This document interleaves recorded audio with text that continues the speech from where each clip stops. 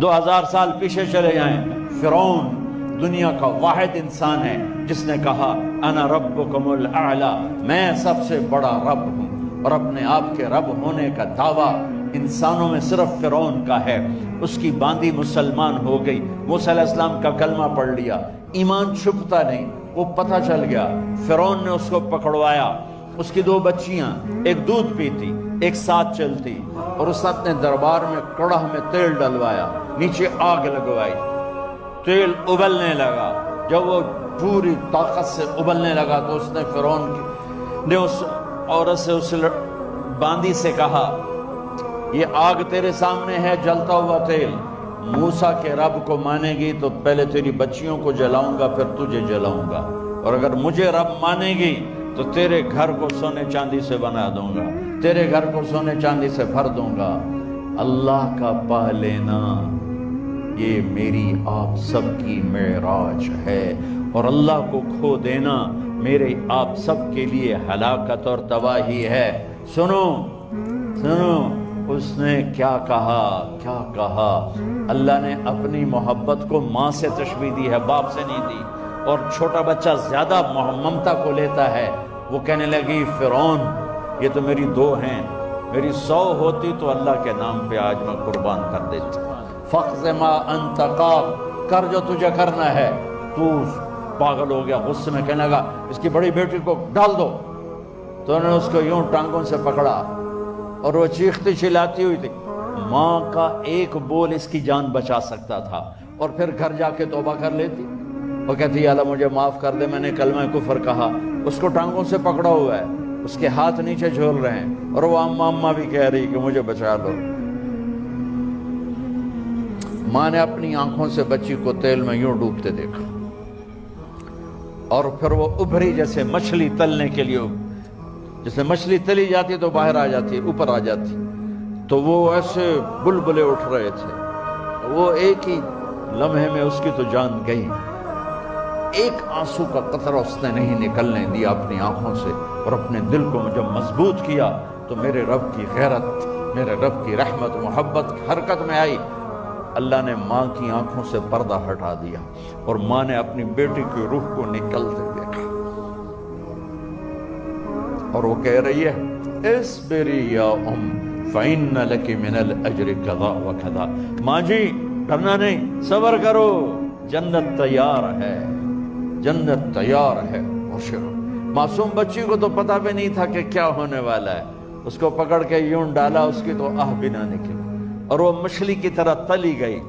اب پھر ماں کا کلیجہ پھٹا، اللہ نے پھر آنکھوں سے پردہ ہٹایا، اور انہیں اپنی بچی کی روح کو نکلتے دیکھا، اور وہ کہہ رہی ہے اصبری یا ام فإن لک من الأجر کذا وکذا، ماں جی تھوڑی دیر کا صبر، جنت تیار ہے، جنت تیار ہے، جنت تیار ہے۔ اللہ کو پایا سب کچھ پایا، اللہ کو کھو دیا سب کچھ کھو دیا۔ جب اس کو پکڑ کے لے جانے لگے، اس نے فرعون کو دیکھا، فرعون اس کی آنکھوں میں آنکھیں نہیں ڈال سکا، نظریں نیچے ہو گئی اس کی۔ کہنے لگی میری ایک بات مانو گے، میری ایک خواہش پوری کرو گے؟ فرعون نے پوچھا کیا؟ کہ جب میں بھی جل جاؤں تو میری اور میری بچیوں کی ہڈیوں کو اکٹھے دفن کرنا، باہر پھینک نہ دینا، دفنا دینا۔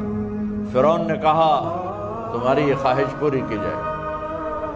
انہوں نے کہا پھر پیچھے ہٹ جاؤ، میں نے اللہ کو جان دینی ہے، مجھے دھکا دینے کی ضرورت نہیں ہے، میں اپنے اللہ سے ملنے جا رہا ہوں۔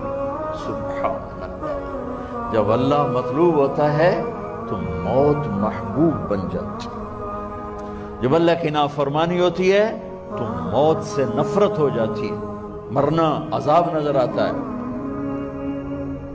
وہ چھلانگ مار گئی، اللہ اکبر کا نعرہ لگاتی ہوئی، ہڈیاں ادھڑ گئیں، گوشت ادھڑ گیا، ہڈیاں باقی رہ گئیں۔ فرعون نے کہا ایک ہی جگہ ڈال دو، سب کو دفن کر دو۔ دفن 2000 سال کے بعد بچوں بچیوں، 2000 سال کے بعد موسیٰ علیہ السلام کے 2000 سال کے بعد جناب رسول اللہ صلی اللہ علیہ وسلم دنیا میں تشریف لائے۔